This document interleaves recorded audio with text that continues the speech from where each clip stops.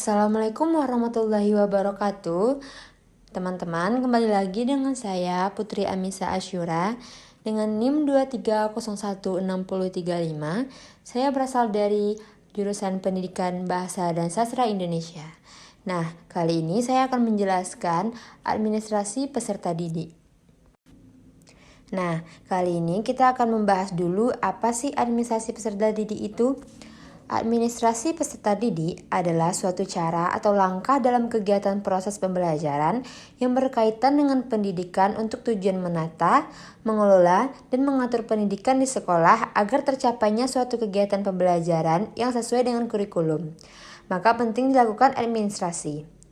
Administrasi pendidikan merupakan suatu proses yang dilakukan oleh sekelompok orang dalam suatu organisasi guna mencapai tujuan dari organisasi tersebut. Dengan demikian, administrasi merupakan suatu sistem yang terpaut dengan organisasi. Nah, setelah menjelaskan mengenai pengertiannya, saya akan lanjut kepada tujuan administrasi peserta didik. Secara umum, administrasi peserta didik adalah mengatur peserta didik berperilaku dan bertata dalam kehidupan di lingkungan sekolah, dan agar teraturnya sistem kerja di dalam proses pembelajaran, serta administrasi peserta didik bertujuan menjadikan pendidikan secara keseluruhan. Administrasi peserta didik ini memiliki tujuan khusus, yaitu sebagai peningkatan pengetahuan, kemampuan dan psikomotor peserta didik, menyalurkan dan mengembangkan kemampuan umum, dan menyalurkan aspirasi, harapan, dan memenuhi kebutuhan peserta didik. Nah, menurut Eka Prihatin, tujuan administrasi peserta didik ini yang pertama yaitu menambah pengetahuan serta kemampuan yang dimiliki peserta didik, yaitu kemampuan psikomotornya.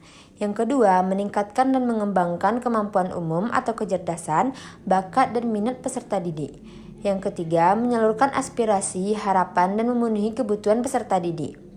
Dengan tercapainya tujuan tersebut, diharapkan peserta didik dapat membuka jendela dunianya, di mana pentingnya manusia itu dalam memanage waktu dan cara berkembang di lingkungan sekolah.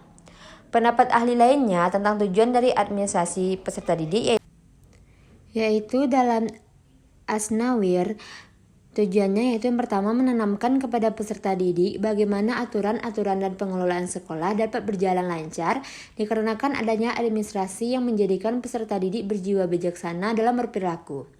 Yang kedua, membantu peserta didik dalam mengembangkan dan membangun bakat-bakat yang ada dalam diri peserta didik agar dapat tersalurkan.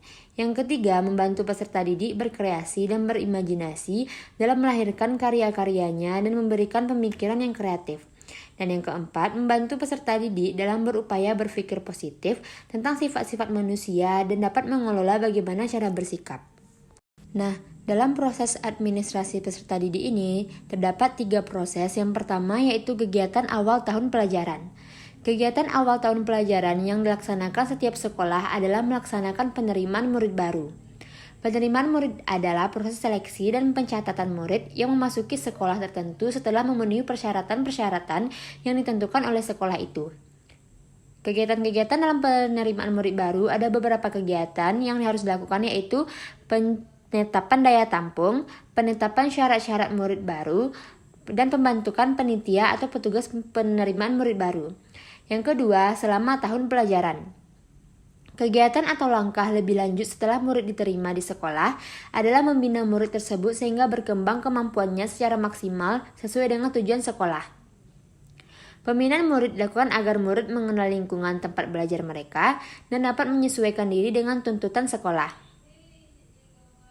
Dengan pemahaman terhadap lingkungan itu, diharapkan dapat tercipta suatu keadaan di mana murid lebih tertib dan lebih mementingkan tugas-tugas belajarnya dibandingkan dengan kegiatan pribadi lainnya di sekolah. Beberapa hal yang dapat dilakukan dalam rangka pembinaan murid ini, yang pertama yaitu orientasi untuk murid baru, yang kedua peraturan kehadiran murid, yang ketiga promosi dan mutasi murid, yang keempat tata tertib sekolah, yang kelima ganjaran dan hukuman, dan pada proses terakhirnya yaitu adanya akhir tahun pelajaran. Adapun kegiatan pada akhir tahun adalah pelaksanaan ujian nasional dan ujian akhir semester. Administrasi yang dilakukan berhubungan dengan kegiatan tersebut diantaranya yaitu pelaksanaan ujian nasional dan kenaikan kelas. Nah, selanjutnya saya akan membahas mengenai peran guru dalam administrasi peserta didik ini. Yang pertama yaitu guru dapat dilibatkan dalam penerimaan murid baru, dengan menunjuk mereka sebagai panitia penerimaan yang dapat melaksanakan tugas-tugas teknis mulai dari pencatatan penerimaan sampai dengan pelaporan pelaksanaan tugas. Yang kedua, peranan yang besar dalam masa orientasi dipegang oleh guru kelas 1, di samping kepala sekolah. Tugas guru adalah membuat murid dapat lebih cepat beradaptasi dengan lingkungan sekolah. Yang ketiga, untuk pengaturan kehadiran murid di kelas, guru pun mempunyai andil yang besar. Yang keempat, guru harus mampu menciptakan suasana yang mendorong timbulnya motivasi murid untuk senantiasa berprestasi tinggi. Dan yang terakhir, guru juga berperan besar dalam menciptakan disiplin sekolah atau kelas yang baik. Karena di sekolah merupakan masa pembentukan disiplin yang sangat menentukan untuk masa selanjutnya. Adapun menurut Sutisna, peran guru dalam administrasi peserta didik ini yang pertama yaitu mendata dan menyeleksi siswa baru. Yang kedua, melaksanakan dan menyelenggarakan pembelajaran. Yang ketiga, mengatur dan mengontrol kehadiran siswa. Yang keempat, melakukan dan menerapkan uji kompetensi akademik atau kejuruan. Dan yang terakhir, membantu dan melaksanakan bimbingan karir serta penelusuran lulusan peserta didik.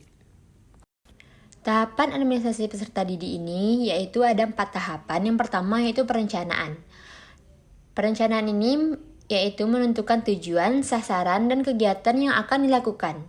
Yang kedua yaitu pengorganisasian, yaitu membentuk struktur organisasi, menetapkan tugas dan tanggung jawab, serta mengalokasikan sumber daya. Yang ketiga pelaksanaan, yaitu melaksanakan kegiatan-kegiatan yang telah direncanakan. Dan tahapan terakhir yaitu pengendalian, yaitu memantau dan mengevaluasi pelaksanaan kegiatan, serta melakukan perbaikan jika diperlukan. Nah, teman-teman pasti bertanya-tanya kan, apa sih pentingnya administrasi peserta didik ini? Administrasi peserta didik yang baik sangat penting untuk menjamin kualitas pendidikan.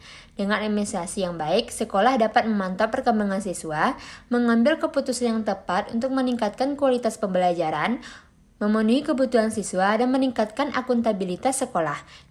Administrasi peserta didik ini memiliki beberapa tantangan, yaitu yang pertama jumlah data yang besar dan kompleks. Seiring dengan perkembangan teknologi, data yang perlu dikelola semakin banyak dan kompleks. Mulai dari data akademik, data pribadi siswa, hingga data kehadiran, semuanya harus dikelola dengan baik. Yang kedua yaitu perubahan kebijakan pendidikan. Kebijakan pendidikan yang sering berubah dapat membuat sistem administrasi harus terus disesuaikan. Hal ini membutuhkan fleksibilitas dan adaptasi yang tinggi. Yang ketiga, keterbatasan sumber daya. Baik itu sumber daya manusia, teknologi, maupun anggaran, seringkali menjadi kendala dalam pelaksanaan administrasi yang efektif. Yang kemudian, integrasi sistem. Mengintegrasikan berbagai sistem administrasi, misalnya sistem informasi akademik dengan sistem keuangan, seringkali menjadi tantangan tersendiri. Lalu, perlindungan data pribadi. Mengelola data pribadi siswa dengan aman dan menjaga kerahasiaannya adalah tanggung jawab besar yang harus diperhatikan. Selanjutnya, ada perbedaan tingkat literasi digital. Tidak semua tenaga pendidik memiliki kemampuan yang sama dalam menggunakan teknologi. Hal ini dapat menghambat proses digitalisasi administrasi. Nah, saya memiliki solusi untuk mengatasi tantangan administrasi peserta didik yang sudah saya bahas sebelumnya. Yang pertama yaitu penerapan sistem informasi manajemen sekolah, atau disingkat dengan SIMS. SIMS dapat membantu mengelola data siswa secara terintegrasi dan efisien. Yang kedua yaitu pelatihan bagi tenaga pendidik. Melalui pelatihan, tenaga pendidik dapat meningkatkan kemampuan dalam menggunakan teknologi dan sistem administrasi. Yang ketiga, kerjasama dengan pihak eksternal. Bekerja sama dengan pihak eksternal seperti vendor software atau lembaga pendidikan lainnya dapat membantu dalam pengembangan sistem administrasi. Yang keempat yaitu standarisasi prosedur. Menetapkan prosedur yang jelas dan konsisten dapat membantu dalam pengelolaan data dan dokumen. Yang kelima yaitu pemanfaatan teknologi cloud. Teknologi cloud dapat memberikan fleksibilitas dan skalabilitas dalam penyimpanan data. Nah, dari yang sudah saya jelaskan tadi, dapat saya simpulkan bahwa administrasi peserta didik merupakan jantung dari sebuah lembaga pendidikan. Dengan pengelolaan data yang baik dan sistem yang efisien, sekolah dapat memberikan layanan pendidikan yang berkualitas dan memenuhi kebutuhan siswa. Meskipun dihadapkan pada berbagai tantangan, dengan solusi yang tepat, administrasi peserta didik dapat menjadi kekuatan pendorong dalam meningkatkan kualitas pendidikan. Nah, sekian penjelasan saya mengenai administrasi peserta didik. Semoga apa yang saya jelaskan dapat teman-teman pahami dan mengerti. Sekian, terima kasih. Assalamualaikum warahmatullahi wabarakatuh.